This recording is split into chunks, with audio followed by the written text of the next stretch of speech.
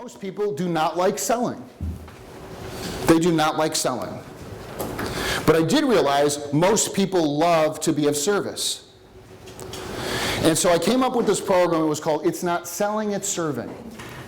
Because the word sell is actually from the Germanic word seli, which means to serve. Little known fact.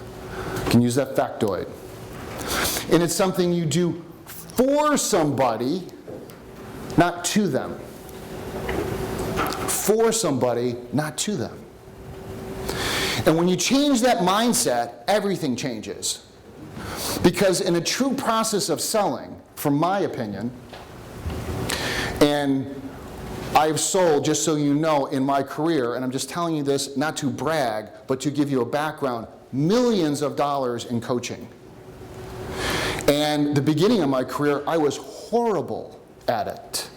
Because I was taught a way that was a process to do something to somebody. Manipulate them, intimidate them, many, many years ago. Old school selling. You know, it's like going on the old car lot. And as I got through my career, I realized if I could start asking the right questions, I could remove the resistance that all of you have when you feel like something's being done to you. What do you do when you feel like somebody's trying to sell you something? What's the first thing you do? Yeah, I see the hands. I see the hands. But when you have somebody that shows up and says, how can I be of service to you? Asking the right questions, then it's different. Remember, it's an exchange of energy and information. So when clients come to me, I'm asking questions. First of all, I'm seeing if I can help them. If I can't help them, I just tell them, I can't help you, there might be a better fit. But I want to first remove any resistance between us so I can present what I have. This is really important, so they can say yes or no. See, some of your clients right now are saying no because there's still resistance. They're not even hearing you. That book that I told you about earlier, Presence, by Amy Cuddy, she also does some research that, once again, I've been coaching a long time for the coaches it gave me, is that people really don't even care to begin with what your background is. This is another Harvard piece of research. The first thing they're doing is saying, can I trust you? Oh, you're from Harvard, no, can I trust you? But what a lot of people do in the sales process, they show up with their resume, or their big watch, or all the business they did. I'm not saying any of that's wrong, I'm just saying what the research shows. So you want to be able to create trust and rapport in that sales process. And so when you think, how can I serve this client? That might mean a deal or not, or maybe it's a referral. Pat is awesome at this. It's one of the things that I really enjoy about working with him, because the way he goes about it, I mean, he already had this, but it's that being of service. That means if I meet you, I'm thinking, what can I be of service to you? I'm going to present what opportunities I have, but I'm thinking service first, give first. Once again, all the research, even on this, will show you that there's a better result when you give first. Robert Cialdini, the Influence book. If you haven't read that book, get that book. Well, it's the Bible. He's a researcher at University of Arizona. It's the Bible on influence.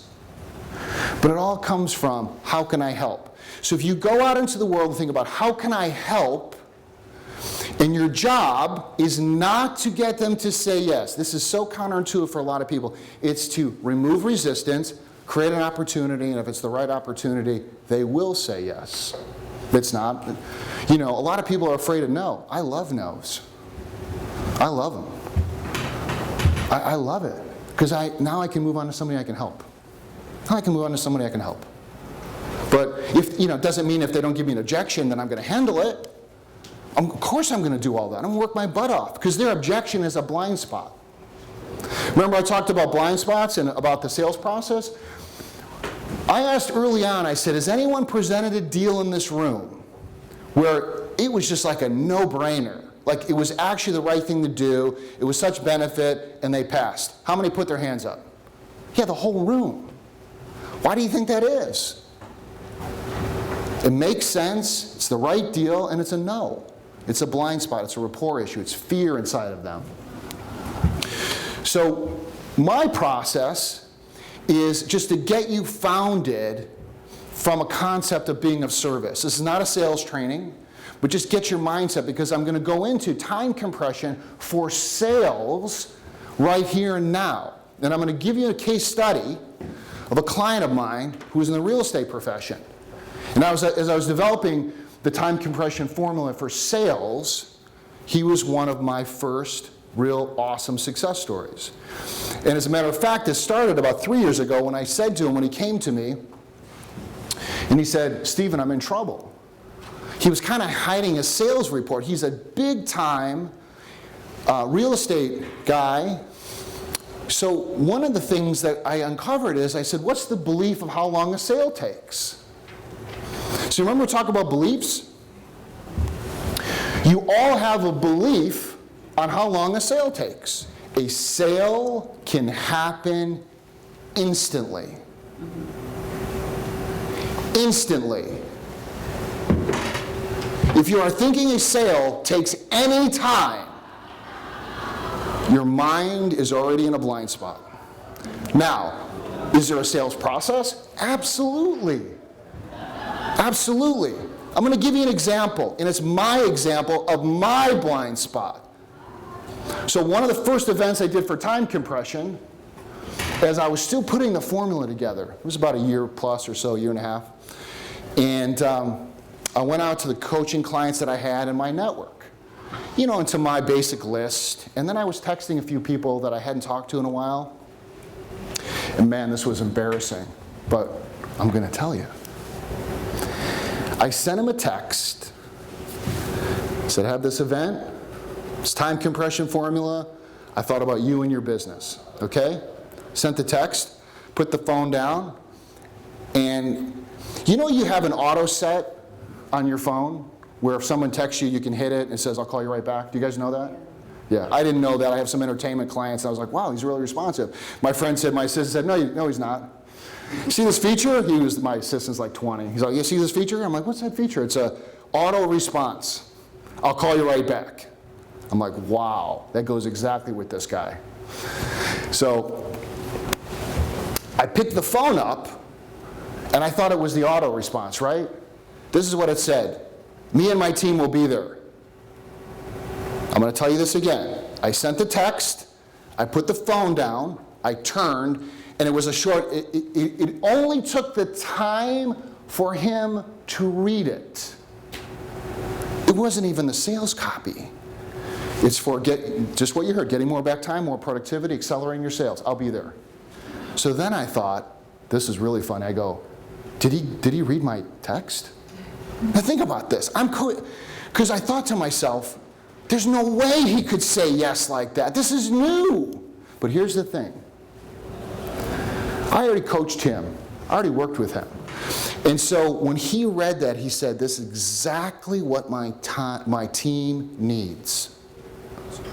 Charles Pence has a company in Brentwood. And Charles has sold $3 billion in home sales in his career.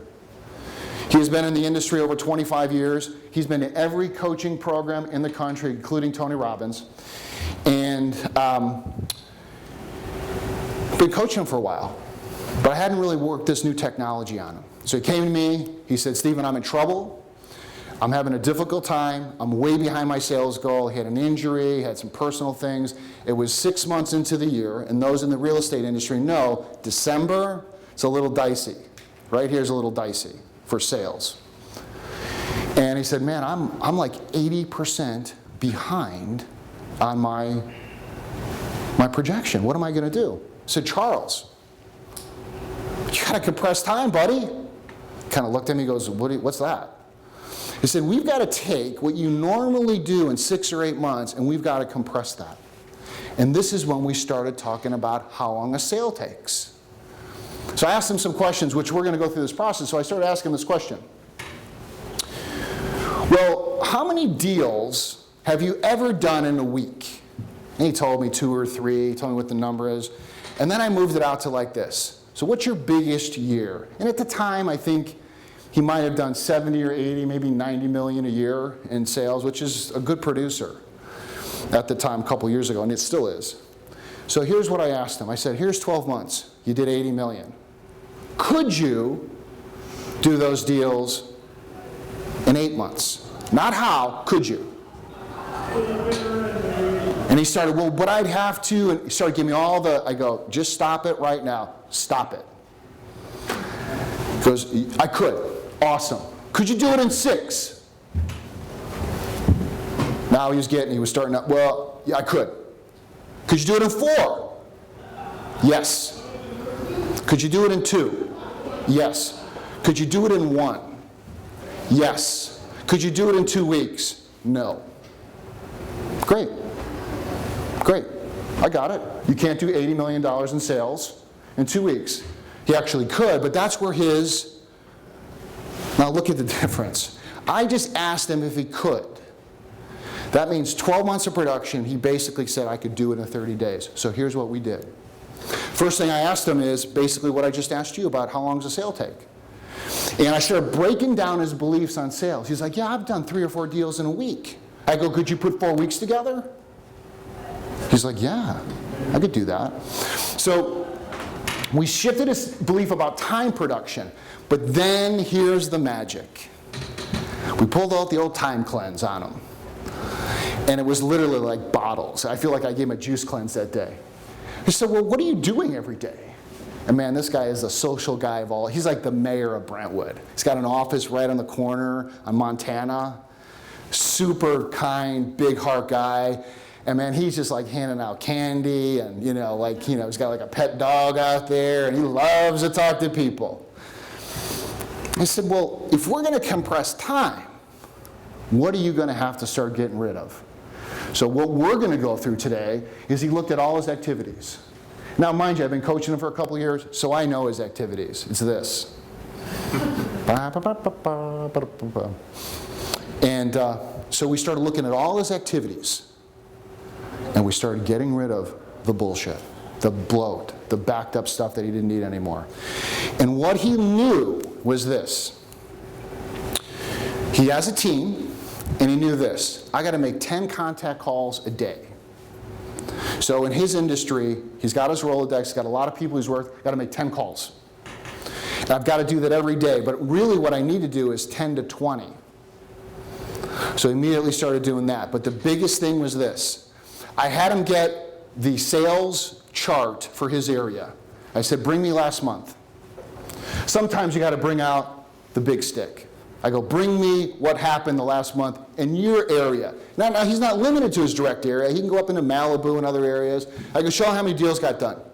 So let's just say there was, in that month, 50 transactions. And in the real estate, you got 2 sides, right? That's 100 places he could be on a deal. Buy, seller could have both. You follow me? Got it? Got it.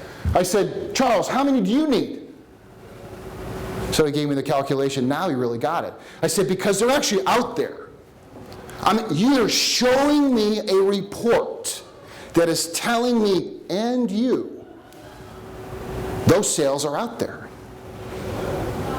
I'm going to ask everyone in here, on the other side of these doors, is there a bathroom out there? Is there? Yes. Can you see it right now? No. How do you know it's there? It's in there. That's what I just did. Are there people out there for you to sell your stuff to? Yes. Are they there? Yes. Do you know they're there? Yes. You're right. So why do people go, oh, where are my sales going to come from? I'm like, are there houses out there? So now I'm like, he's drinking the Kool-Aid. Because this is what we got to do. We got to believe what's possible. So he starts on his plan, starts calling, and starts getting rid of all the bloat. He's getting his team focused. And every week, he shows up with another deal. And here's the end result. In 30 days, he did 9 deals for about approximately, I think it was $55 or $60 million. It was in 28 days. The rest of the year, he did another, because he was way behind, probably another 15 or 20. He ended up at like 105 or 110. And I share this story because it's very important. Is that here's a guy that was actually doing very well. Doing very well. But he had a limited belief on how much time something took, and he was in a blind spot with all these activities. All these activities. So when we put a different belief out there, which I'm going to take you through all through this, and get clear where you should be putting your time, you accelerate the process. He literally came in every week. I usually see my clients twice a month, but on this time compression, I was seeing him every week. He would come in with his book, and for him, we have a big, I like the big sketch pads, because you can kind of draw things out. And there was like 2 more deals. And he was like a little kid. He was like laughing. He's like, I can't believe this happened. I go, stop saying that. It's happening. And then the next week. And then when he finally came in with his numbers, he was just like, he actually said to me, I don't know how this happened. So after, I was like screaming at him, because what do? We're going back into our blind spot. How did this happen? It's magic. It's not magic. It's what you do with your time. And so he's been successful and continues to crush it in that. But it all started with, what's my belief on how long a sale takes? Where am I wasting time doing a time cleanse? And then put focused, deliberate practice in place. Okay, so right now, I want you to write down your biggest year you've done. You can write it down or have it in your head, whatever is your biggest year you have personally done or your team has done. And if you haven't, or if you just started and you're not sure, put out the number you projected, and then we're going to do this process real quick with this. Okay. It's called Is It Possible? I'm going to say it, I want you to repeat it to me. Repeat, is it possible? Is it possible? Is it possible? Okay, come on. We're talking about money. Is it possible? Is it possible? Thank you, that was better. Could you do